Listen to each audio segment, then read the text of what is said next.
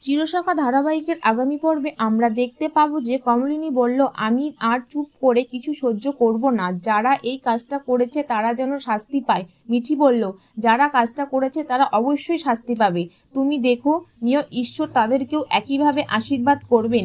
যদি তাই হয় তাহলে আমিও মেনে নেব যে সত্যি মিথ্যের কোনো দাম নেই, উন্নয়নের কোনো দাম নেই। যে আজকে আমাদের ভুল বুঝছে কিন্তু একদিন বুঝতে পারবে সত্যি ভুল বুঝেছে, ও ঠিকটা বোঝেনি, সেদিন হয়তো আসবে, ক্ষমা চাইবে। কিন্তু আজ তোমাকে একটা কথা বলে রাখতে পারি মা, সেদিন আমি ওকে ফিরিয়ে দিতে পারবো। বৌদিভাই কাকে ফোন করছো?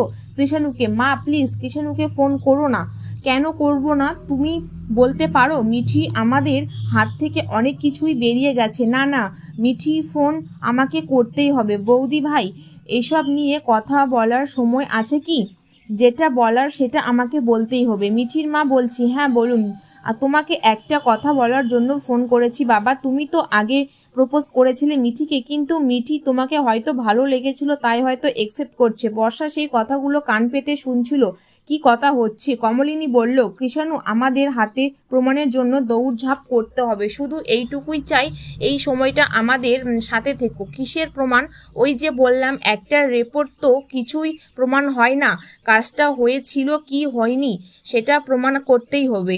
আমার কোনো প্রমাণের দরকার নেই কৃষাণু, আমি পিসিমণি বলছি। এই মেয়েটার জীবন তুমি 12টা বাজিয়েই দিয়েছো।